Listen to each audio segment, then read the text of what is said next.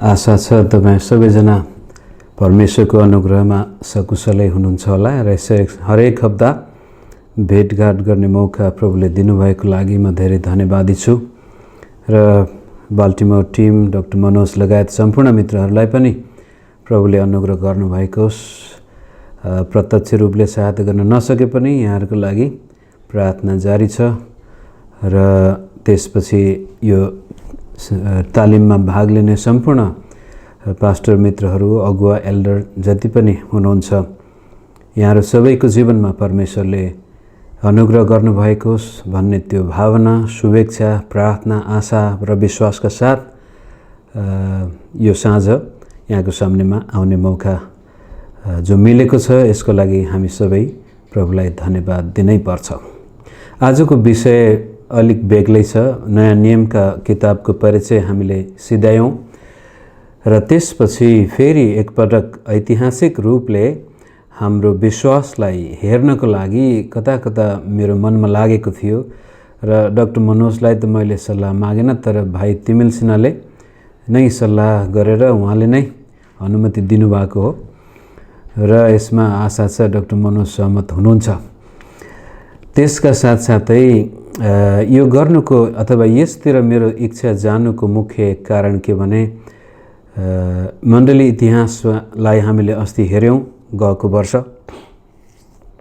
र त्यहाँ धेरै उदयका काम, अचम्मका काम प्रभुले गर्नुभएको छ, तर ती सबैलाई हामीले एउटा ऐतिहासिक नजरले मात्रै हेऱ्यौँ। आत्मिक हिसाबले त्यहाँ रोकिने मौका पाएका थिएनौँ। त्यही हिसाबले मलाई के लागेको थियो भने 500 वर्षभित्र पवित्र आत्माको अभिषेकमा, परमेश्वरको वचनको प्रकाशमा, मण्डलीमा कुन कुन क्षेत्रमा, कुन कुन व्यक्तिको जीवनमा कस्तो प्रकारको काम भएको थियो त्यो पनि हामीले हेर्न पाएको खण्डमा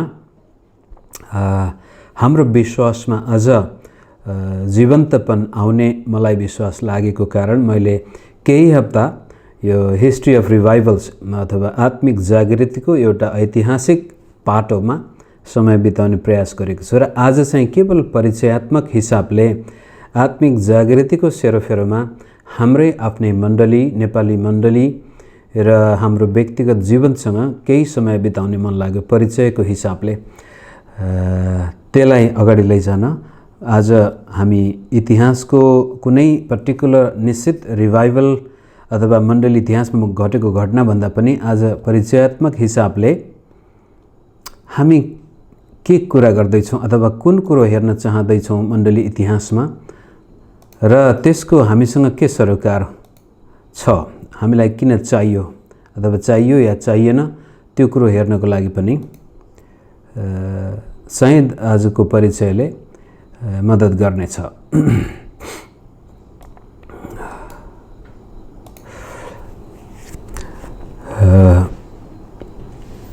हामी सबै प्राय सेवकहरू नै हौँ। प्रभुको महिमाको लागि जुन बोलावट उहाँले हामीलाई दिनुभयो त्यो बोलावट पुरा गर्न आएका छौँ र मण्डलीको गोठालो, अगुवा र कुनै न कुनै जिम्मेवार व्यक्ति भएरै बसेको कारण मलाई लाग्छ हामी सबैको जीवनमा आत्मिक जागृतिको लागि तिर्खा भोग हुन्छ नै हुन्छ।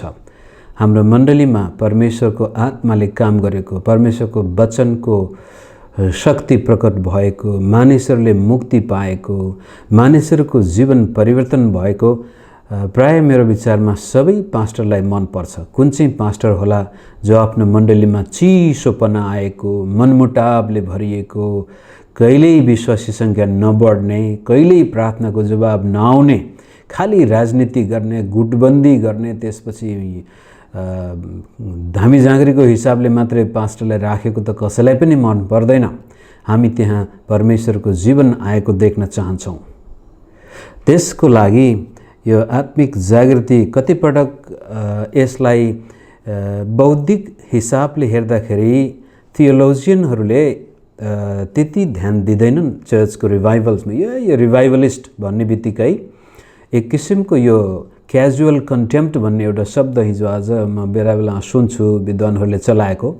यो क्याजुअल कन्टेम्प्ट भनेको कस्तो भने आफूलाई थाहा त छैन तर काम लाग्दैन यो भनिदिने अर्थात् आफ्नो जीवनमा जे कुरो छैन त्यसपछि अर्काको जीवनमा त्यो कुरो भएको देख्दा त्यो पनि काम लाग्दैन भनेर त्यो के भन्छ के अरे त्यो द सावर ग्रेप भन्ने अङ्ग्रेजीमा छ, नेपालमा पनि के भन्छौँ त्यस्तै भिरको चिन्डो के नौबो नौदो भने जस्तै त्यो क्याजुअल कन्टेम्प्टले कतिपटक मण्डलीमा थियोलोजियनहरूको बाइबल विद्वानहरूले रिभाइभललाई त्यति महत्त्व दिएका हुँदैनन्। त्यसमा पनि एउटा अर्को जोक पनि छ, कसैलाई हान्नुको लागि भनेको होइन, माफ गर्नुहोस्, यो बेला बेला यो विशेष गरी क्यारिस्मेटिक र पेन्टिकस्टल क्षेत्रमा चलाइने जोक हो। यदि तपाईँ कोही ब्याप्टिस्ट र प्रेस्बिटेरियनमा हुनुहुन्छ, विशेष गरी प्रेस्बिटेरियन हुनुहुन्छ भने तपाईँलाई हानेको होइन। यो एउटा जोक चाहिँ हुन्छ, wherever there is a revival through 1 or 2 Presbyterians and they will make sure the revival dies. अथवा जहाँ जहाँ पवित्र आत्माको काम र मण्डलीमा आत्मिक जागृति आउँदैछ भने त्यहाँ 1-2 जना प्रेस्बिटेरियन प्रचारकहरूलाई राखिदिनुहोस्, उनीहरूले निश्चय नै त्यो रिभाइभलमा पानी हाल्न सफल हुनेछन्। त्यो एउटा ऱ्यासनल अप्रोच र स्पिरिचुअल अप्रोचको परिणामस्वरूप त्यस्ता जोगहरू हाम्रो बिचमा आएका छन्। त्यसै कारण यो क्याजुअल कन्टेम्प्ट जो हुन्छ, आफूलाई स्पष्ट थाहा नभएर आफूले पूर्ण रूपले अनुभव नगरेको कुनै विषयप्रति व्यवस्था गर्नु अथवा यो काम लाग्दैन, यो त्यस्तै हो भनेर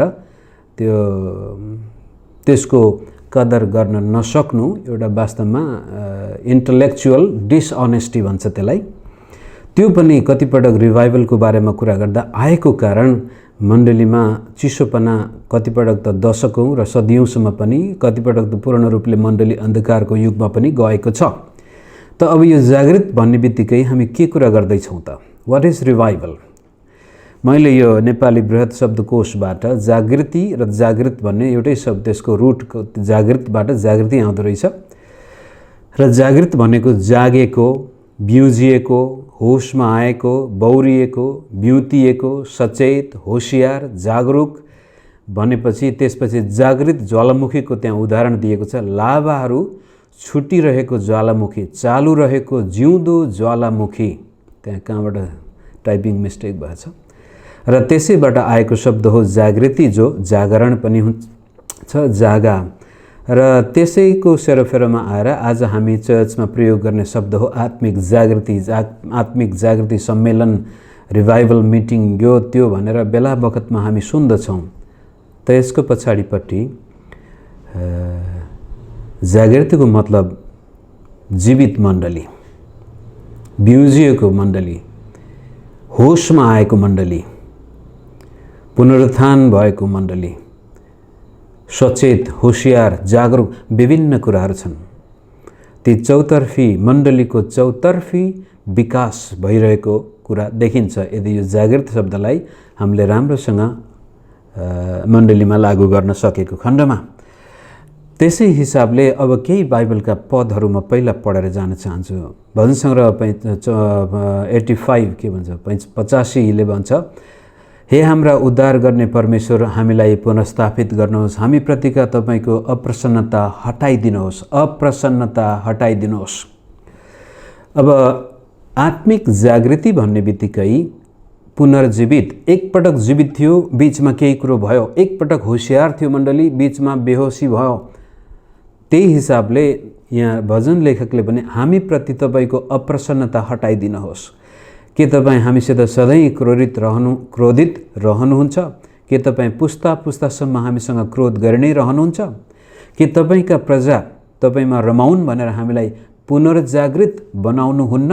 यो जागृत भन्ने शब्द त्यहाँ पुनर्जागृत, एकपटक जागृत थियौँ, बीचमा हामी हरायौँ, अब पुनर्जागृत गर्नुहुन्न र परमेश्वर। यसले के देखाउँछ भनेदेखि आत्मिक जागृति मानिसले ल्याउने नभएर परमेश्वरले ल्याउने कुरो रहेछ। रिभाइभल चर्चमा मानिसले प्रयास गरेर आउने कुरो रहेनछ। यो परमेश्वरले आफ्नै समयमा आफ्नै उद्देश्य अनुसार पठाउनु हुँदो रहेछ। साथ हे परमप्रभु, हामीलाई आफ्नो कहिल्यै नटुङ्गिने प्रेम देखाउनुहोस् र हामीलाई तपाईँको उद्धार प्रदान गर्नुहोस्। एसायाले पनि यसरी भन्छ, तपाईँको नाउँ लिने कोही पनि छैन। एसाया 64 एकदमै मसीहीले इजरायल देशमा अथवा परमेश्वरका मानिसमाथि ल्याउनु पर्ने जुन प्रकारको जीवन छ त्यो जीवनको त्रिखा यहाँ पनि छ। तपाईको नाउँ लिने कोही पनि छैन, तपाईलाई समात्न कसैले प्रयत्न गर्दैन, किनकि तपाईले आफ्नो मुख हामीदेखि लुकाउनु भएको छ र हाम्रा पापले गर्दा बेकममा पार्नु भएको छ। रिभाइभल ल्याउने काम पनि परमेश्वरको हो र कतिपटक हाम्रो चिसोपनामा, हाम्रो बेकममापनामा छोडिदिने पनि काम परमेश्वरले नै गर्न हुँदो रहेछ। यशायाले भन्छ हाम्रा पापले गर्दा हामी बेकममा भएका छौँ भन्दा पनि पार्नु भएको छ। तापनि अब हे परम प्रभु, तपाईँ हाम्रा पिता हुनुहुन्छ, हामी माटो हौँ र तपाईँ चाहिँ कुमाले हुनुहुन्छ, हामी सबै तपाईँका हातका कार्यहरू हौँ। हे परम प्रभु, ज्यादै क्रोधित नहुनुहोस्, हाम्रा पापहरू सधैँभरि सम्झी नरहनुहोस्, बिन्ती छ हामीमाथि निगाह रहोस्, किनकि हामी सबै तपाईँकै प्रजा हौँ। तपाईँका पवित्र सहरहरू मरुभूमि भएका छन्, सियोन समेत मरुभूमि भयो, यरुशलेम ध्वस्त भयो। यो यशायाले, अगमवक्ता यशायाले गरेको त्यो बिलौना पवित्र आत्मामा त्यो वेदना व्यक्त गर्दैछ कि मानिसहरू आज उजाड भएका छन्, पापले गर्दाखेरि बेकममा भएका छन् र यरुशलेम उजाड छ, सियोन उजाड छ, सियोनको गीत पनि गाउन सक्ने अवस्था त्यहाँ छैन। त्यसै कारण उसले भन्छ हे परमेश्वर, हामीलाई पुनर्जीवित पार्नुहोस्, हामीलाई रिभाइभल दिनुहोस् हाम्रो भाषामा भन्दाखेरि। र पश्चाताप एउटा अब महत्त्वपूर्ण पाटो छ रिभाइभलको। डाक्टर मनोजलाई साथ थाहा छ होला, कोरियाको नर्थ कोरिया 1907 6 and 7 मा जुन नर्थ कोरियामा रिभाइभल आयो, नर्थ कोरिया भन्नाले त्यति बेला त उत्तर र दक्षिण थिँदै थिएन, कोरियामा रिभाइभल आयो प्योङयाङ भन्ने सहरमा, राजधानीमा।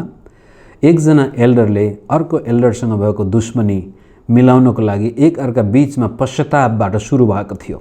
एउटाले पब्लिकली पश्चाताप गर्दछ, अर्कोले पनि पब्लिकली क्षमा माग्दछ र दुईजना एल्डरहरू बीचमा आएको पश्चातापले सारा मण्डली, त्यसपछि त्यो प्योङयाङ सहरभरि मण्डली पश्चाताप गर्न थाले र 106 र 7 मा आएको रिभाइभललाई कोरियन पेन्टिकस्ट पनि भनिन्छ।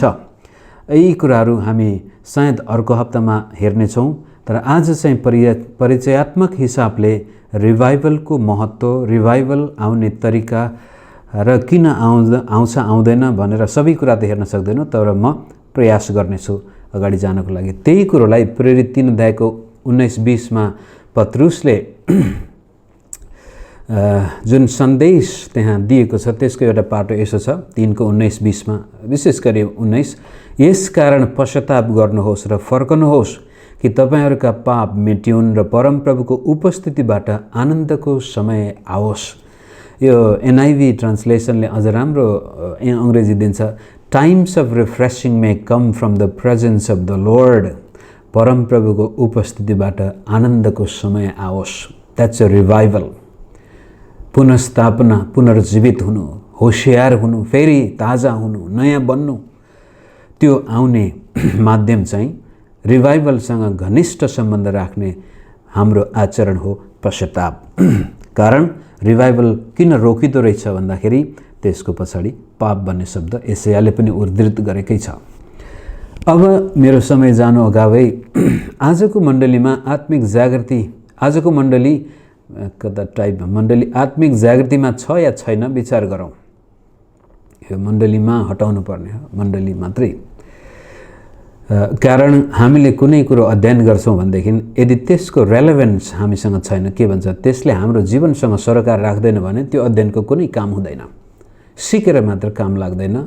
त्यो सिपले जबसम्म जीवनमा, व्यवहारमा हामी उतार्दैनौँ, आइडियलिस्टिक हुनु राम्रो हो, तर प्राग्मेटिक अप्रोच बिनाको आइडियलिजमले काम गर्दैन। त्यस्तै किसिमले चर्च इतिहास हामीले पढ्यौँ र नयाँ नियमको परिचय पनि पढ्यौँ, पुरानो नियम पनि तपाईँ लगभग सिद्ध्याउन आँट्नु भएको छ, अरू थुप्रै विषयहरू हामी पढ्दैछौँ। तर त्यो जीवनमा लागू भएन भने हामी जुन प्रकारको फलदायी जीवन बिताउन सक्थ्यौँ त्यसमा पूर्ण रूपले रमाउन सक्दैनौँ। त आजको मण्डली कस्तो छ भनेर 3, 4, 5 वटा प्रश्न मैले गरेको छु यहाँ, ताकि हामी विचार गर्न सकौँ कि मेरो मण्डलीमा अथवा हाम्रो मण्डलीमा, विशेष गरी अब यो नेपाली जगतसँग सरोकार राखेको कारण अङ्ग्रेजी संसारमा, पश्चिमी संसारमा, चाइनामा के भइरहेछ त्यतातिर मेरो दिमाग गएको छैन। मेरो मुख्य विषय चाहिँ नेपाली संसारमा हो र त्यसै कारण नेपाली संसारको मण्डलीमा कस्तो छ त अवस्था हामी हेरौँ। पहिलो नम्बर 1, के आजको मण्डली प्रेरितको पुस्तकमा भएको मण्डली जस्तो छ? सतावट कालमा, पञ्चायत कालमा तपाईँले यो प्रश्न नेपाली चर्चलाई सोध्नु भएको भए त्यहाँ निसङ्कोच हामी अवश्य भन्ने हो, नेपाली मण्डली प्रेरितको पुस्तकमा भएको मण्डली जस्तै हो भन्थ्यौँ। र त्यसपछि गएर जब 90को दशकमा प्रजातन्त्र आयो र मण्डलीको वृद्धि हुँदै गयो, त्यतिखेर बढेको हो मण्डली।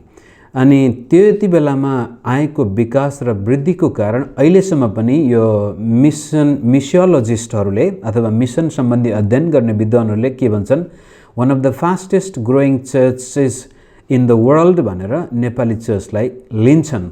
तर त्यो स्टेटमेन्ट अहिलेको अवस्थामा कतिको सान्दर्भिक छ हामीले हेर्नुपर्ने हुन्छ। तर आजभन्दा 15-20 वर्ष अगाडि अवश्य पनि त्यो थियो।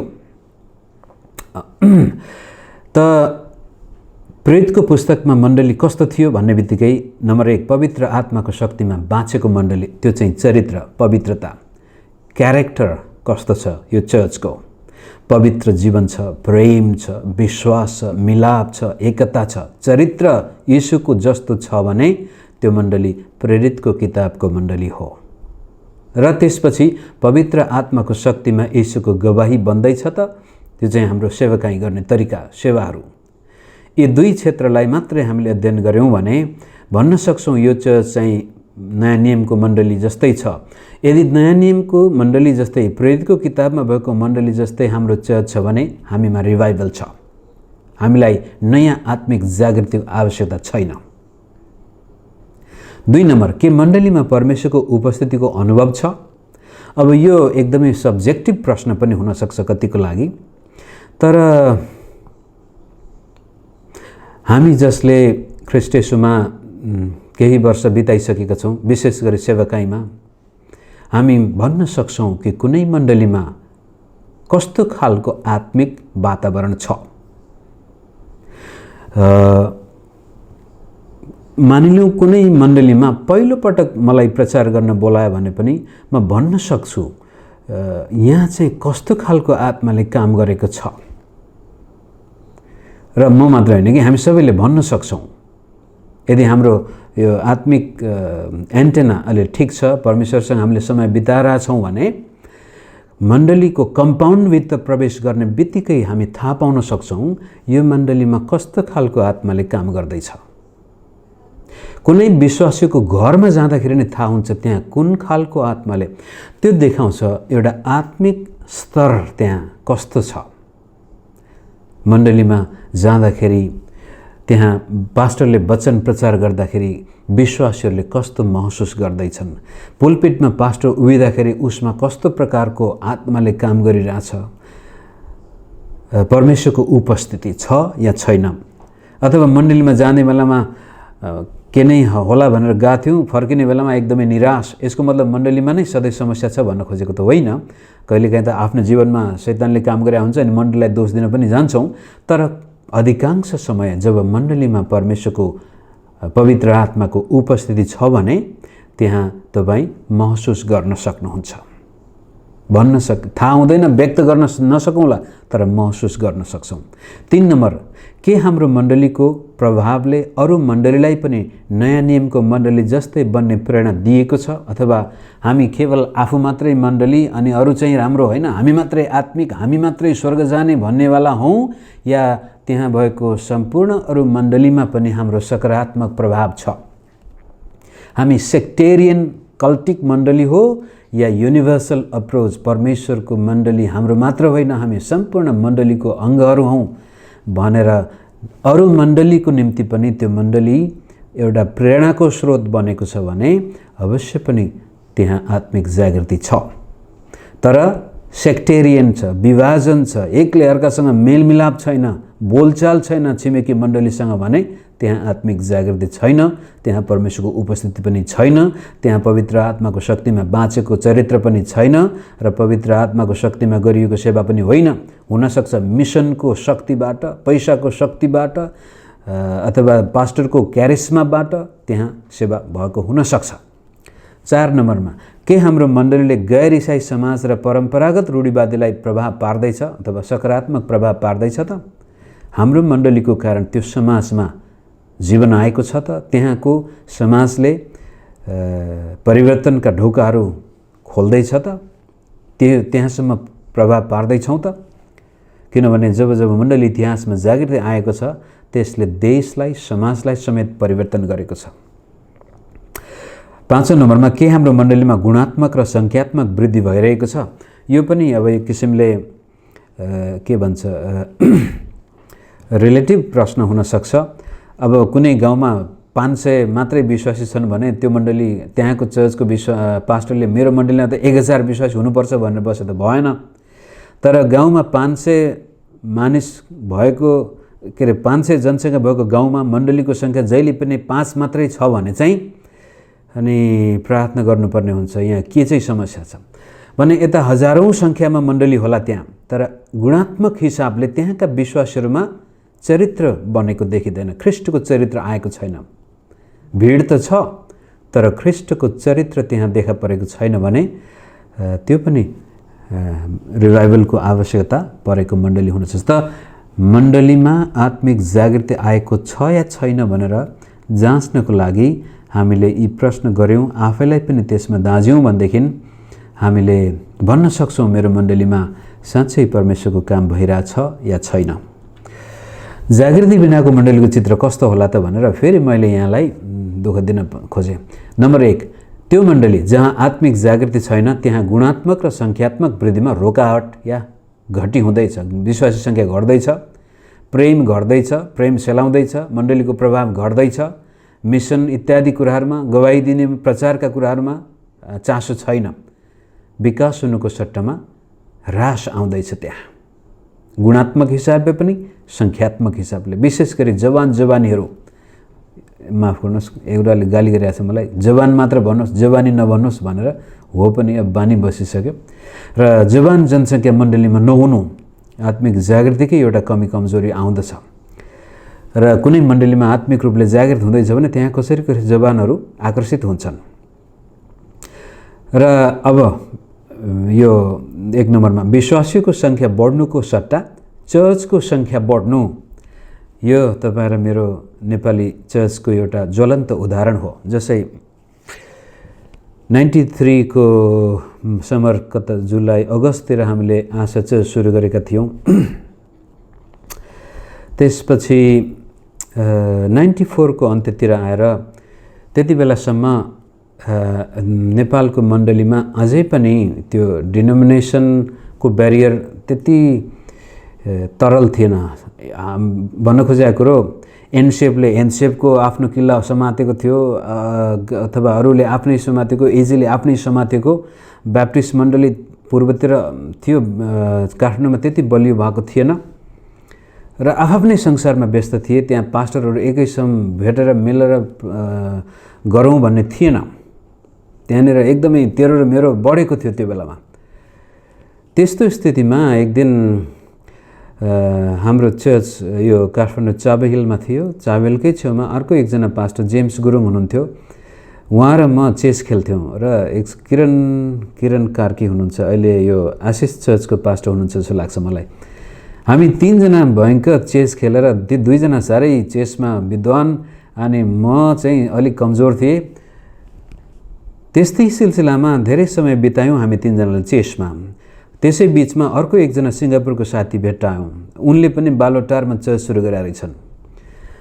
अनि यी पास्टर जेम्स गुरुङ, म अनि सिङ्गापुरको साथी गोन्च्याङ, हामी 3 जनाले त्यसै छलफल गर्दा गर्दै विचार हामी चेस मात्र होइन प्रार्थना पनि गरौँ न। हप्तामा 1 दिन त्यसपछि हामी 3 जना मिलेर प्रार्थना गर्न थाल्यौँ। किरणज्यू त्यतिखेरसम्म पूर्ण रूपले सेवाकामा आउनुभएको थिएन। अनि केही समयसँगै प्रार्थना बितायौँ। यो काठमाडौँ शहरमा उद्योगको काम होस् भन्दै गयौँ। त्यसपछि हामीले होइन, हामी मात्र होइन, हामीभन्दा अलिक पाको विश्वासीसँग पास्टरसँग पनि सम्पर्क राखौँ भन्दाखेरि हामी पास्टर गोपालजी अधिकारी दाइकोमा गयौँ। उहाँ एकदमै बडो विन्जासिलो व्यक्ति, मैले त्योभन्दा पहिला चिनेको थिएन। त्यहाँ दिनदेखि आजसम्म मेरो आत्मिक परिपक्व एउटा मेन्टरको हिसाबले हेर्नु परेको खण्डमा उहाँ पनि आउनुहुन्छ। बडो विनम्र स्वभावको व्यक्ति। अनि माइन्ड योर ओन बिजनेस भन्ने बाइबलको वाक्यांशमा गोपाल दाईको जीवनमा लागू गरेको मैले देखेँ। उहाँले कसैप्रति कसैको चासो न, आफ्नो सेवाकामा व्यस्त र पनि हामी गएर दाई यस्तो यस्तो विचार छ, हामी यसरी प्रार्थना गरौँ काठमाडौँको लागि भन्दाखेरि एकदमै राम्रो भाइ भनेर उहाँले उत्साह दिनुभयो। हामी उहाँको चर्चमा पनि लामो समय गऱ्यौँ, लामो कथा छोटो। 97 तिर आउँदाखेरि हामी 30-40 जना काठमाडौँका पास्टरहरू, कुनै कमिटी थिएन त्यहाँ, कसैको त्यहाँ शक्ति भक्तिको कुरो थिएन, पैसाको कुरो थिएन, केवल परमेश्वरको राज्य खोजेका थियौँ। 98 मा म पढ्नको लागि कोरिया गएँ। जेम्स गुरुङ अमेरिकातिर जानुभयो, गोन्च्याङ पनि सिङ्गापुर गए। अनि 30-40 जना पास्टर दाजुभाइहरू सबै मिलेर कमिटी बनाए। त्यसपछि स्पोन्सरसिप खोज्न थाले, पैसा आयो, विवाद भयो, त्यो पास्टरीय फेलोसिप टुटेर 4 टुक्रा भयो। अनि त्यो बेलासम्ममा हाम्रा चर्चहरू जो थिए ती चर्च बढ्दै थिए।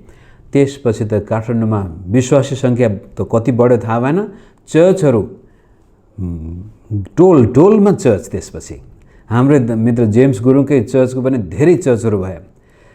यस किसिमले विश्वासी सङ्ख्या जस्ताको तस्तै चर्चको सङ्ख्या बढ्दै गयो। आत्मिक जागृतिको कमी आयो र अहिले आएर नेपाली चर्चमा भयङ्कर ठुलो समस्या भनेको नै एकले अर्कालाई सहन नसक्नु, एकअर्कासँग मिल्न नसक्नु, आत्मिक जागृतिको अभावमा गुणात्मक हिसाबले खोक्रो भइसकेको छ नेपाली चर्च। अब त्यो भन्दाखेरि फेरि साह्रै अप्ठ्यारो पनि होला कति मित्रहरूलाई, तर एक अर्कासँग मिल्न नसक्नु अनि गुटबन्दी मात्रै, पद पाएपछि मात्रै, अनि विदेशबाट कुनै व्यक्तिले आएर ल नेपालको लागि यस्तो कार्यक्रम गरौँ पैसा हालेपछि मात्रै एक ठाउँमा आउने, आत्मिक कुराको लागि एकै ठाउँमा आउन नसक्नुको पछाडिपट्टि गुणात्मक हिसाबले मण्डली खोक्रो भइसक्यो र सङ्ख्यात्मक हिसाबले पनि कहिले 30 लाख भने पनि कहिले 10 लाख भने पनि आई डोन्ट नो त्यसमा कति छौँ हामी नेपाली मण्डलीको सङ्ख्या। आत्मिक जागृति बिना नैतिक र बौद्धिक प्रभावमा पनि मण्डली कमजोर हुन्छ। त्यसपछि पास्टरहरू व्यभिचारमा खस्नु, भ्रष्टाचारका कुराहरू देखा पर्नु, एकअर्कासँग मेलमिलापमा बस्न नसक्नु, नैतिकताको अभाव, सामाजिक र राजनैतिक प्रभाव नगर्ने, विशेष गरी विश्वासीहरूलाई होइन जागिर खाने होइन, सेवा गर्नुपर्छ।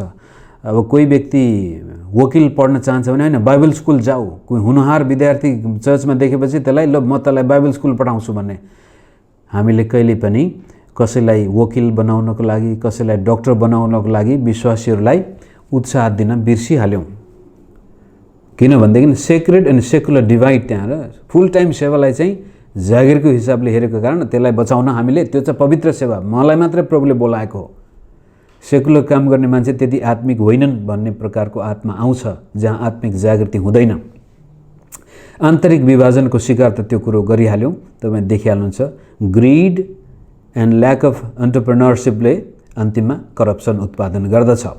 पावर, शक्तिको भोको, सेक्टेरियनिजम, त्यसपछि गुटबन्दी, यो भयो भने मण्डलीमा आत्मिक जागृति छैन, त्यो मण्डली खोक्रो हुँदैछ। पापको कारण त्यो बेकाममा हुँदैछ। त्यहाँ आत्मिक जागृति आवश्यकता छ। आर्थिक र नैतिक क्षेत्रमा भद्रगोल भइसक्यो। त्यहाँ परमेश्वरको राज्यलाई मानिसको राज्यमा परिणत गर्ने प्रयास, त्यहाँनिर माई चर्च, माई मिनिस्ट्री, अब यो व्यक्तिको नामबाट मिनिस्ट्री सुरु गरिएको धेरै लामो समय हो नि। यो अमेरिकी प्रभाव हो। अमेरिकाको इन्डिभिजुअलिजम के इन्डिभिजुअलिस्टिक आत्माले फलानुको मिनिस्ट्री भनेर आज नेपालमा पनि हरेक जवान भाइ बहिनीहरू पनि आज माई मिनिस्ट्री, माई चर्च आफ्नो नाम राखेर त्यहाँ गर्नुको पछाडिपट्टि they are not seeking the kingdom of God, they are seeking their own kingdom. चर्चको सेवकाईलाई व्यक्तिको एउटा कमाइ खाने व्यवसाय बन्न जान्छ। त्यसपछि यदि जागृति त्यो मण्डलीमा छैन भने यस्ता यस्ता लक्षण त्यहाँ देखा पर्छन्। त्यसै कारण अब प्रकाशको किताबमा लाउडिसियाको मण्डलीको बारेमा प्रभुले भनेको कुरो हेरौँ। प्रकाश 13:14-20। अनि लाउडिकियाका मण्डलीका दूतलाई यो लेख, यी कुरा आमेन, विश्वासयोग्य र साँचो साक्षी र परमेश्वरका सृष्टिको शासकले भन्दछ। मलाई तिम्रा कामहरू थाहा छ, तिमी चिसो पनि छैनौ तातो पनि छैनौ। चिसो कि तातो भए त हुने थियो, किनकि तिमी मन तातो छौ, न चिसो न तातो। यसकारण म तिमीहरूलाई मेरो मुखबाट उकेलिदिनेछु। म धनी छु र मसित धन सम्पत्ति छ र मलाई केही कुराको खाँचो छैन भनी तिमी भन्दछौ, तर तिमीलाई थाहै छैन कि तिमी दुखी, दयनीय, दरिद्र, अन्धा र नाङ्गा छौ। Nepali church is one of the fastest growing churches in the world भनेर हामी नाक यत्रो ठाडो गर्छौँ, बट भित्रभित्रै हामी एकअर्कालाई देखिसहँदैनौँ। टोक्ने र निल्ने काम गलातीको किताबमा भने जस्तै भइरहेछ। 18 पद, यसकारण धनी हुनलाई आगोले खारेको सुन र आफ्नो नग्नताको शर्म ढाक्नलाई सेतो वस्त्र र तिमीले देख्न सक भनी तिम्रा आँखामा लाउनलाई मलम, यी सबै मबाट किन्ने म तिमीलाई सल्लाह दिन्छु। जतिलाई म माया गर्छु म तिनीहरूलाई हप्काउँछु र ताडना दिन्छु। यसकारण उत्साहित हौ, पश्चाताप गर। हेर म ढोकामा उभिएर ढकढक्याउँछु। कसैले मेरो स्वर सुनेर ढोका खोलिदियो भने म त्यस कहाँ भित्र पस्नेछु र त्यससँग भोजन खानेछु र त्यसले मसँग खानेछ। ख्रीष्ट येशू स्वयंले भन्दै हुनुहुन्छ यहाँनिर, ढोका खोला। यो अन्य के भन्छ गैर विश्वासीको लागि लेखिएको पत्र होइन। धेरै पटक हामी यो प्रकाश 3:20 चाहिँ सुसमाचार सुनाउँदाखेरि प्रयोग गर्दछौँ। यदि कसैले हृदयको ढोका, यो त चर्चलाई लेखेको हो, क्रिस्चियनहरूलाई लेखेको हो, जसले भन्दैछन् हामी त निकै बलवान क्रिस्चियन हौँ। येशू प्रभुले भन् तिमी नाङ्गै छौ, तिमी शर्मिन्दा भइसक्या थाहा छैन, दयनीय अवस्थामा, दरिद्र छौ, अन्धा छौ, तर पनि म ढोका ढकढकाउँदैछु। त्यसलाई रिभाइभल भनिन्छ। येशू ख्रीष्टको आवाजलाई सुन्न चाहनु र आफ्नो नग्नतालाई देख्नु, आफ्नो आँखा खोल्नु, आफ्नो अवस्थालाई वास्तविक रूपले चिन्नु नै आत्मिक जागृति हो, अथवा जागृतिको लागि तयार हुने माध्यम हो। अब यसलाई अझै नजिक ल्याउन चाहन्छु म। आत्मिक जागृतिको लागि हामी के गर्न सक्छौँ त? अब यदि मानिलिउँ मेरो चर्चमा आत्मिक जागृतिको आवश्यकता छ, हाम्रो देशमा आत्मिक जागृतिको आवश्यकता छ भने अब के गर्ने त? एक दुईवटा कुराहरू अझै भन्नुपर्ने बिर्सिसकेको छु, तरै पनि होस् अहिलेलाई जाउँ। पहिलो कुरो, नम्बर 1 मा व्यक्तिगत जीवनमा जागृति आउनुपर्छ। त्यो बिना चर्चमा जागृति आउन सक्दैन, परिवारमा जागृति आउन सक्दैन। मुख्य गरी यो मेरो आजको लेसनमा व्यक्तिगत जीवनमा जबसम्म जागृति आउँदैन तबसम्म हामी चर्चमा, परिवारमा, देशमा देख्दैनौँ। तापनि व्यक्तिमा जब जागृति आउँछ त्यसपछि परिवारमा जागृति आउँछ, परिवारमा आएपछि चर्चमा जागृति आउँछ, चर्चमा जागृति आउँदाखेरि त्यो डिनोमिनेसनमा जागृति आउँछ। जब डिनोमिनेसनमा आत्मिक जागृति आउँदछ त्यसपछि अन्तर डिनोमिनेसनहरूमा जागृति आउन थाल्छ। देशव्यापी रूपले जागृति विश्वव्यापी, यसले विश्वलाई असर गर्दछ। मानिलिउँ अब यी ठुल्ठुला कुरा त गर्न छोडौँ, व्यक्तिको जीवनमा कस्तो छ? मेरो जीवनमा आत्मिक जागृति छ या छैन, चाहन्छु या चाहदिनँ? अब यो आत्मिक जागृतिको कुरा व्यक्तिको जीवनमा कुरा गर्दाखेरि आत्मिक जागृतिको शत्रु शैतान हो, यो थाहा पाउनु अत्यन्त जरुरी छ। आत्मिक जागृतिको पछाडिपट्टि अथवा आत्मिक जागृति नहुनुको पछाडिपट्टि शैतानिक कामहरू छन्। त्यसै कारण पत्रुसले पहिलो पत्रुस 5:8-9 भन्छ, सचेत रहो, जागर रहो, तिमीहरूको शत्रु दियाबलस कसलाई भेट्टाउँ र खाइहालौँ भनी गर्जने सिंह झैँ खोजी हिँड्छ। विश्वासमा दृढ भएर त्यसको विरोध गर, किनकि संसारभरि नै तिमीहरूका दाजुभाइहरूले पनि यस्तै कष्टको अनुभव गरिरहनु परेको छ। हुन त यो सतावटको कुरा गर्दैछ, तापनि 8 पद चाहिँ हामी विभिन्न क्षेत्रमा लागू गर्न सक्छौँ। सचेत रहो, जागा रहो, जागृतिको मतलब पनि होसमा आउनु, जागा हुनु। तिमीहरूको शत्रु शैतान कसलाई भेट्टाउँ र खाइहालौँ भनी गर्जने सिंह चाहिँ खोजी हिँड्छ। त आत्मिक जागृतिको पछाडिपट्टि शैतानिक शक्तिको बडो ठुलो हात हुन्छ। केही समय अगाडि एकजना ब्रिटिस पास्टरले वक्तव्य दिँदै हुनुहुन्थ्यो कि बेलायतमा यो ख्रिस्ट विरोधी समुदायहरूले हरेक पास्टरको बायोडाटा सङ्कलन गर्दैछन्, हरेक पास्टरको क्यारेक्टर फ्लज भेट्टाउनको लागि खोताल्दैछन्। ताकि तिनीहरूलाई पतन गराउन सजिलो होस्। जुन कुरो अमेरिकामा तपाईँले तीव्र गतिमा भइरहेको देख्नुहुन्छ। त्यहाँ 2-4 जना व्यक्ति र केही समुदाय छन् जसले आत्मिक रूपमा आफूलाई निकै क्रिस्चियन भनेर यहाँसम्म कि जोन मकार्थर जस्ता पास्टरको विरुद्धमा पनि उनीहरू लागि परिरहेछन्। उनलाई पनि ढाल्ने प्रयास भइरहेको छ। जोन मकार्थर स्वर्गदूतै हुन् भन्न खोजे त होइन, तरै पनि आत्मिक हिसाबले, नैतिक हिसाबले जोन पाइपर र जोन मकार्थर भन्दाखेरि अहिलेसम्म बाहिर देखिए अनुसार एउटा उदाहरणीय पास्टर हुन्।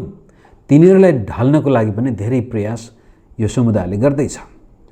अनि यिनीहरू भन्छन् हामी त मण्डलीमा शुद्धता ल्याउन चाहन्छौँ, तर वास्तवमा त्यसको पछाडिपट्टि अर्कै आत्मा छ। र तपाईले एकजना मार्क ड्रिस्कोल भन्ने पास्टरको नाम सुन्नुभएको छ छैन? उनी जवान पास्टर नै हुन्। मेरो विचारमा 50 को हाराहारीमा छन् कि 50 पनि काटेको छैन होला। ट्यालेन्टेड के भन्छ, एकदमै कमिटेड पास्टर नै हुन्, तर उनको काम गर्ने शैली अलिक हैकमवादी छ। तर पनि दुष्ट व्यक्ति त होइन र उनलाई पहिला सियाटलबाट विस्थापित गरियो, ठुलो चर्च विनाश गर्यो। त्यसपछि अहिले उनी कता छन्, अरिजोनामा छन् कि कता छन्, त्यहाँ पनि 2-3 वर्षको अन्तरालमा भयङ्कर ठुलो चर्च भयो र अहिले फेरि उनको पछाडिपट्टि मण्डलीमा आए, केही समय बसे, त्यसपछि त्यहाँको कमी कमजोरी थाहा पाए अनि न्यू खोजेर मण्डली छोडेर गए। अनि गएर त्यसपछि यसले यस्तो गरेको थियो, त्यसले त्यस्तो गरेको थियो। मण्डलीलाई नाश गर्न शैतानिक शक्तिले त्यस्ता व्यक्तिहरूलाई प्रयोग गर्दछ। त्यसै कारण हामीहरू हरेकले आफ्नो चरित्रलाई चाहिँ ख्याल गरेनौँ भनेदेखि व्यक्तिगत जीवनमा जागृति छैन, व्यक्तिगत जीवनमा हामी होशियारी छैनौँ, व्यक्तिगत जीवनमा शुद्धता पवित्रता कायम छैन भनेदेखि शैतानले कहीँ न कहीँ हामीलाई ढाल्छ।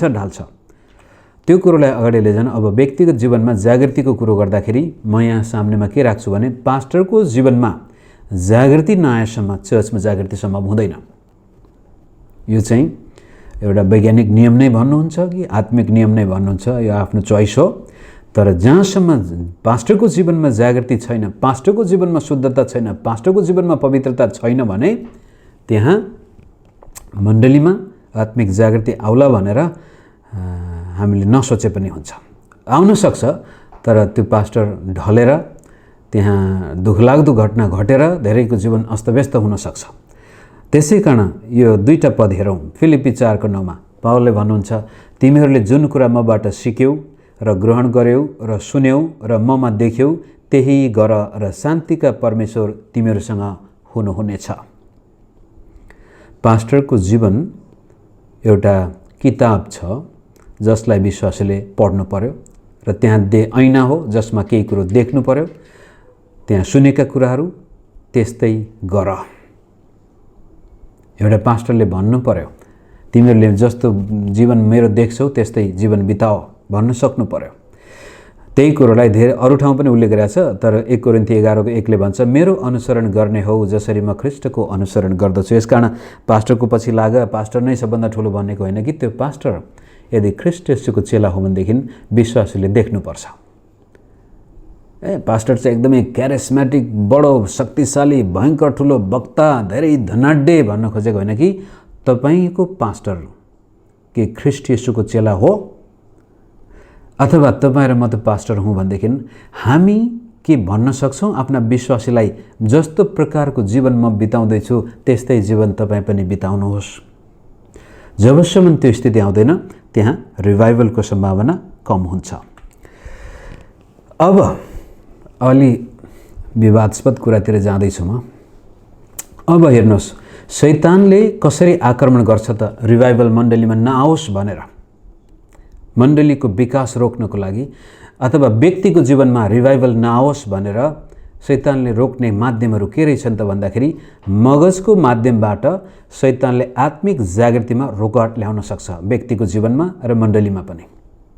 कारण पहिलो दोस्रो कोरिन्थी पनि मण्डलीलाई लेखिएको पत्र हो। त्यहाँ यसरी भन्नुहुन्छ पौलले, किनभने हामी संसारका हौँ तापनि सांसारिक लडाइँ त लड्दैनौँ, किनकि हाम्रो युद्धका अस्त्र शस्त्र सांसारिक होइनन्, तर किल्लाहरू नाश गर्ने ईश्वरीय सामर्थ्य तिनमा छ। मुख्य कुरो किल्लाहरू तपाईँले याद गर्नुहोस्। परमेश्वरका ज्ञानको विरुद्धमा खडा हुने बहसहरू र हरेक अहङ्कारपूर्ण बाधालाई यो किल्लाहरू हुन्। हामी नाश गर्छौँ र हरेक विचारलाई ख्रीष्टको आज्ञा पालन गर्नलाई बसमा पार्छौँ। विचार पनि किल्ला। त किल्ला के हुन् भन्ने बित्तिकै सोच, मगजमा उत्पन्न हुने किल्लाहरू।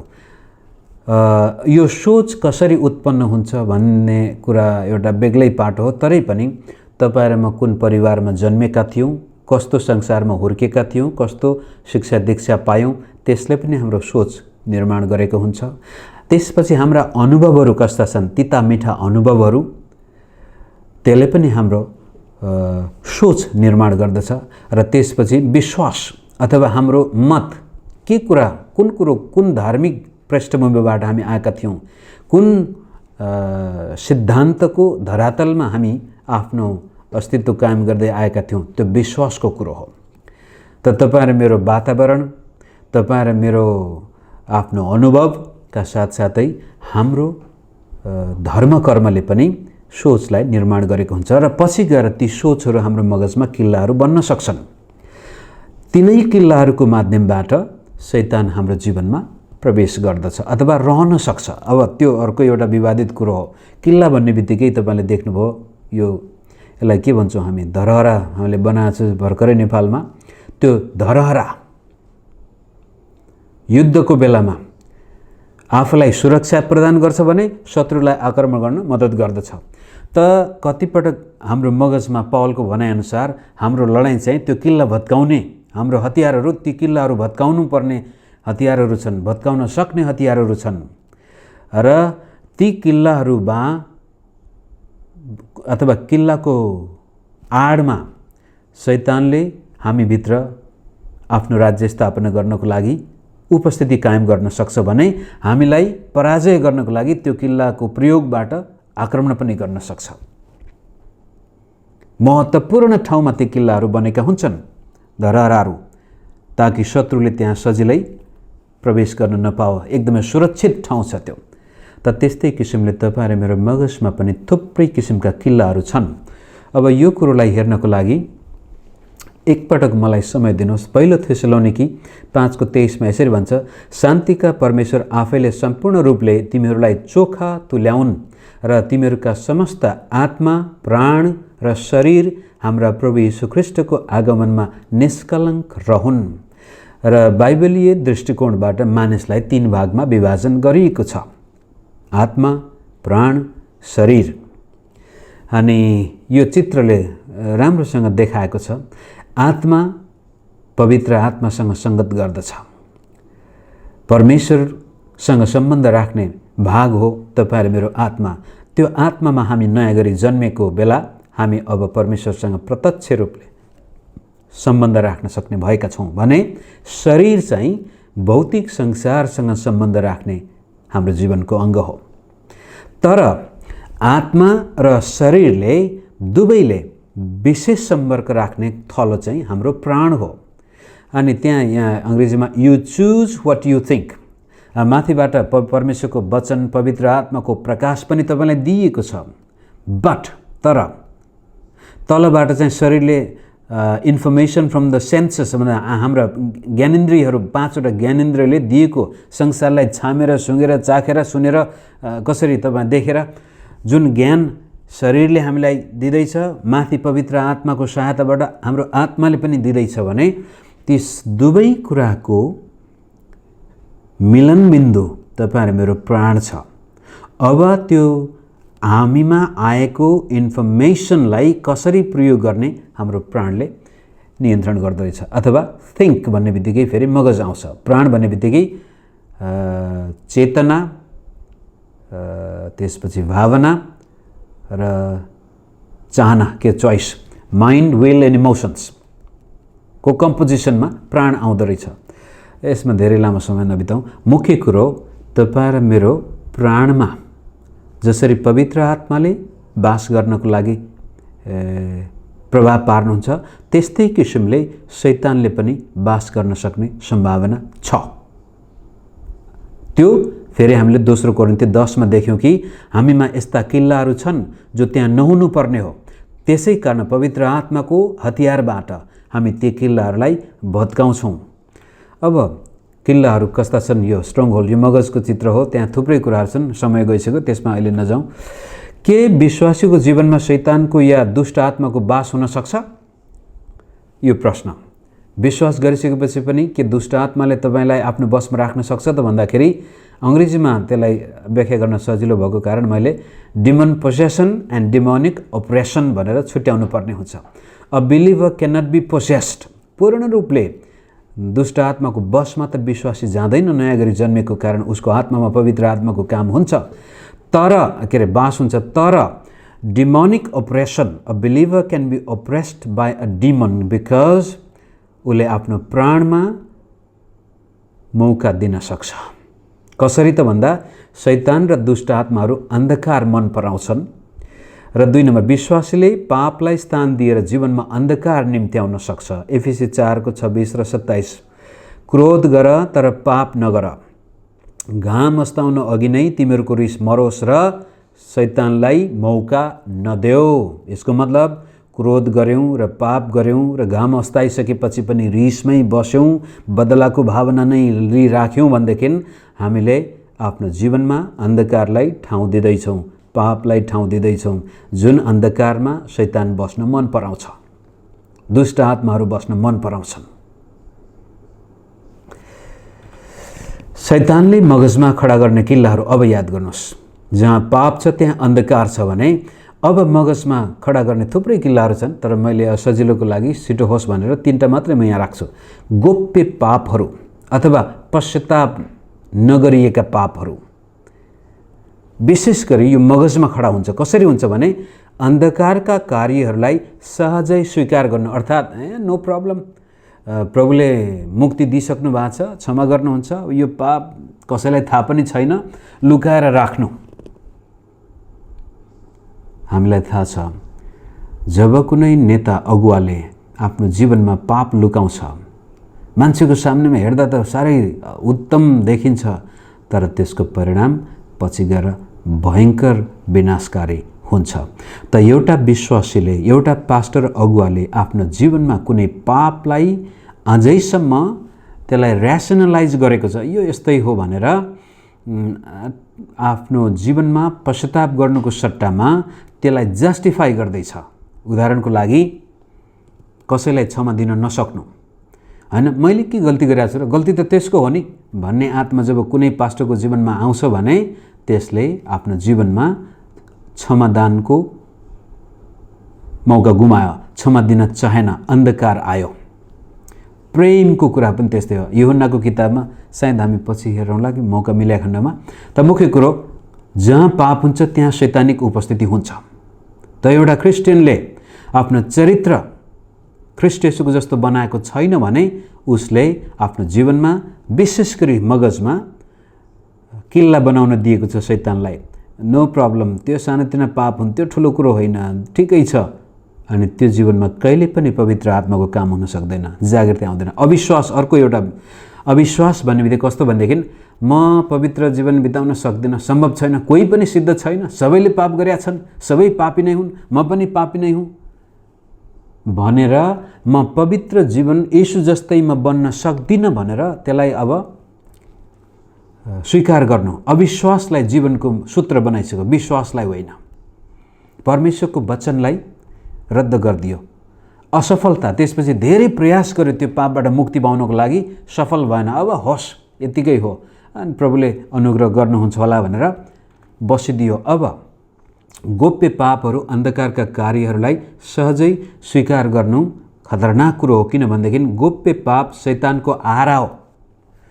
यो एकछिन मलाई समय दिनुहोस्। यो उत्पत्ति 3:19 प्रभुले जब आदमलाई हकार्नुहुन्छ त्यहाँ यसरी भन्नुहुन्छ, माटोमा नफर्कुन्जेल तेरो निधारको पसिनाको कमाईको भोजन तैँले खानेछस्, किनकि माटैबाट त निकालिएको थिइस्, त माटै होस् र माटैमा फर्किजानेछस्। यसको मतलब शरीरमा हुने जति पनि शारीरिक अभिलाषाहरू छन् ती माटोसँग सरोकार राख्दैछन्।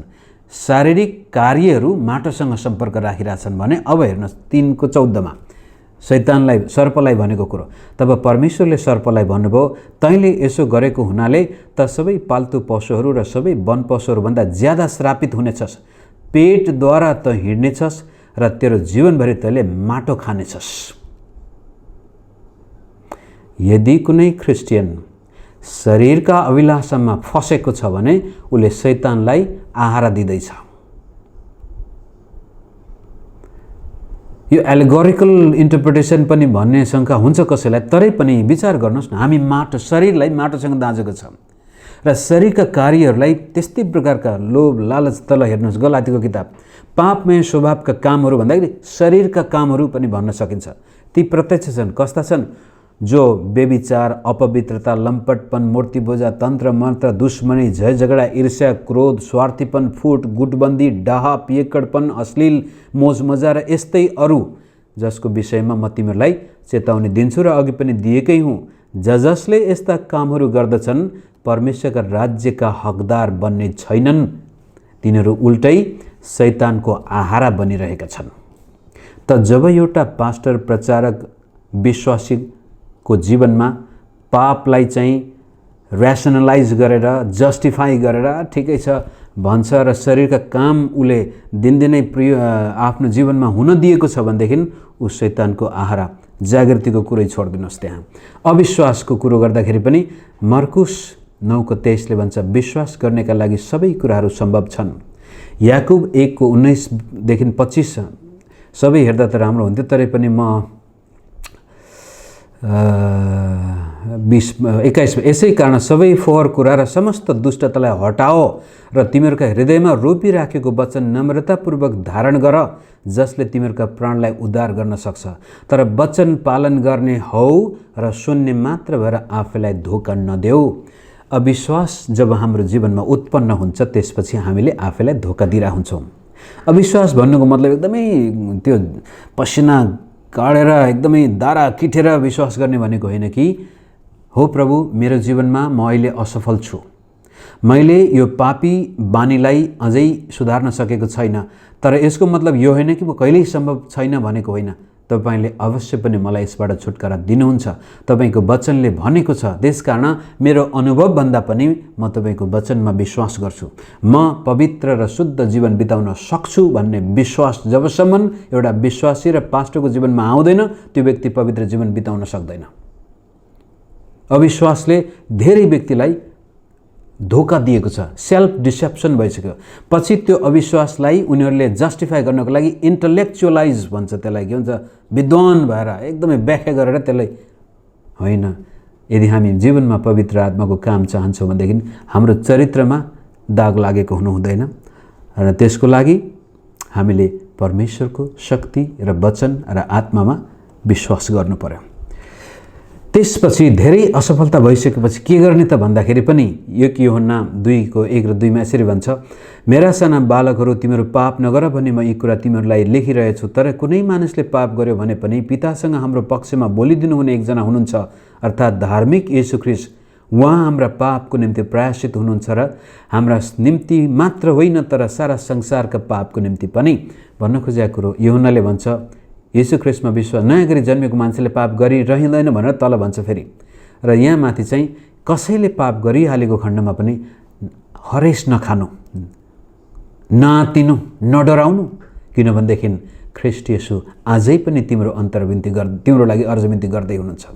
त्यो कुरो रोमी 8:10-11 यसरी भन्छ, किनकि हामी शत्रु छँदै उहाँका पुत्रको मृत्युद्वारा परमेश्वरसँग हाम्रो मिलाप भएको थियो भने झन् बढी अब उहाँसँगै मिलाप भएका हुनाले ख्रीष्टको जीवनद्वारा हामी बचाइनेछौँ। यति मात्र होइन तर हाम्रा प्रभु येशू ख्रीष्टद्वारा परमेश्वरमा हामी रमाउँदै पनि छौँ। उहाँद्वारा अब हामीलाई परमेश्वरसँग मिलाप प्राप्त भएको छ। त यदि हामी शैतानिक शक्तिबाट बचेर पवित्र आत्माको भरपुरी, पवित्र आत्माको उपस्थितिमा सेवा गर्न चाहन्छौँ भनेदेखि हाम्रो जीवनबाट पाप हटेको हुनुपर्छ। अनि त्यो पाप नहट्नु चाहिँ सोचाइमा भर पर्छ। यदि सोचाइ ठिक छ, होइन म विश्वासका साथ सबै कुराहरू आफ्नो मगजमा परमेश्वरको वचनले भनेअनुसारको विचार राख्छु र यो अविश्वासको आत्मा, यो जस्टिफाई गर्ने आत्मा र असफलताले जुन किल्ला गाडेको छ त्यो सबै कुराहरूबाट परमेश्वरले मुक्ति दिनुहुन्छ भन्ने विश्वास जब ममा आउँदछ, सोचमा परिवर्तन आएपछि कार्यमा त्यो परिणत हुन जानेछ। त्यसै कारण शैतानिक किल्ला मगजमा खडा हुन दिनु भएन। पहिलो कुरो, गोप्य पापलाई प्रकाशमा ल्याउनु पर्यो। कसरी? पश्चाताप गरेर। पश्चाताप कसरी गर्ने अथवा पश्चाताप कसले गर्न सक्छ भन्दा जो व्यक्ति नम्र छ। अहङ्कारले पाप लुकाउँछ, उसलाई त लाज हुन्छ, तर नम्र व्यक्तिले आफ्नो लाज शरमको फरक पार्दैन। ऊ आफ्ना पापलाई परमेश्वरको सामनेमा, यदि मानिसकै सामनेमा पनि गएर उसले भन्नुपर्छ भने उसलाई आपत्ति हुँदैन। रिभाइभल आउने हो भनेदेखि पापको पश्चाताप बिना असम्भव। कुनै पास्टरको जीवनमा सायद व्यभिचार नगरेको होला, हत्या नगरेको होला, तरै पनि सानातिना आफ्नो श्रीमतीलाई प्रेम गर्न नसक्नु, माया गर्न नसक्नु पनि त्यो एउटा पाप, एउटा स्ट्रङ होल्ड हो। विश्वासीसँग रिस उठेको छ, कुनै विश्वासीले बडो नराम्रोसँग चोट पुर्याएको छ तर क्षमा दिन सकेका छैन, त्यो पनि शैतानिक स्ट्रङ होल्ड हो। त्यहाँबाट शैतानले अब त्यो चर्चमा आत्मिक जागृति रोक्नको लागि त्यो अगुवाको जीवनमा काम गर्नेछ। एक दिन तपाईले कसैलाई क्षमा दिनु भएन, एक दिन तपाईँ कसैसँग तितोपना राखेर बस्नुभयो भने दिनदिनै त्यसपछि परमेश्वरसँगको सम्बन्धमा पनि चिसोपना आउनेछ। त्यसकारण प्रकाश मिलाउनु पर्यो, परमेश्वरका प्रतिज्ञामा विश्वास गर्नु पर्यो। हो प्रभु, मेरो जीवनमा अहिले त म देख्दिनँ, तर तपाईँको वचनले भनेअनुसार हुनेछ। पश्चातापको जीवनशैली अपनाउनु पर्यो, पापलाई जीवनमा रोक्नु भएन। त चर्चमा जागृति आउन पास्टरको जीवनमा शैतानका किल्ला हुनु भएन, विश्वासीको जीवनमा ती किल्लाहरू हुनु भएन, त्यसको सट्टा परमेश्वर तिनीहरूको किल्ला हुनु पर्यो। अब शैतान हाम्रो मगजमा किल्ला गाडेर बस्नुको सट्टामा अब हाम्रो मगजमा परमेश्वर हाम्रो किल्ला हुनु पर्यो। हितोपदेश 10:18 परमप्रभुको नाउँ एक बलियो धरहरा हो, धर्मीहरू त्यहाँ दगुर्दै जान्छन् र सुरक्षित हुन्छन्। मगजमा अब विश्वास, पवित्रता, शुद्धता, सकारात्मक सोच, परमेश्वरले गर्नुहुन्छ, गर्नुहुनेछ, सम्भव छ भन्ने सकारात्मक सोच जब विश्वासीमा आउँदछ, त्यसको मगजमा अब विनाशकारी शैतानिक किल्लाहरू नभएर जीवन दिने परमेश्वरीय किल्लाहरू जसले त्यसलाई सुरक्षित पार्नेछन्। धरहरा भनेको नै किल्ला, धर्मीहरू दगुर्दै जान्छन् र सुरक्षित हुन्छन्। र फ्रान्सिस फ्रान्जिपिनको एउटा कोटेसन त्यहाँ के छ, victory begins with the name of Jesus on your lips, अथवा आत्मिक जित जब हामी यीशुको नामलाई मुखबाट उच्चारण गर्दछौँ त्यसैबाट सुरु हुन्छ। बट तर it will not be consummated until the nature of Jesus is in your heart. तर त्यो विजय त्यति बेलासम्म हामी पूर्ण रूपले अनुभव गर्न सक्दैनौँ जबसम्म येशूको स्वभाव हाम्रो हृदयमा अंकित हुँदैन। येशूको नामले विजयको यात्रा त सुरु भयो, तर त्यो विजयको यात्रामा पूर्ण रूपले अनुभव गर्न येशूको स्वभाव हाम्रो हृदयमा आउनु पर्यो। यदि हामी मण्डलीमा रिभाइभल चाहन्छौँ, यदि मण्डलीमा जागृति चाहन्छौँ भनेदेखि अगुवाको हृदयमा ख्रीष्ट येशूको स्वभाव अंकित हुनु पर्यो। एक आपसमा मिलापमा बस्नको लागि त्यो पास्टरलाई आपत्ति हुनु भएन। सानो बन्नको लागि उलाई दाँतबाट पसिना निस्कनु भएन। आफै मात्रै नभएर अरू भाइहरूलाई पनि मौका दिनु, अरूलाई उचाल्नु, अरूको सेवकाईमा सुधार आएको देख्ने विचार गर्नु। यसमा मेरा व्यक्तिगत थुप्रै उदाहरणहरू म राख्न सक्छु, तरै पनि ती म राख्दैन, समय गइसक्यो। अर्जुन सरले फेरि लखेट्नुहुन्छ। अहिलेको लागि यति राख्छु, फेरि हामी छलफलको समयमा अरू कुरा गरौँला।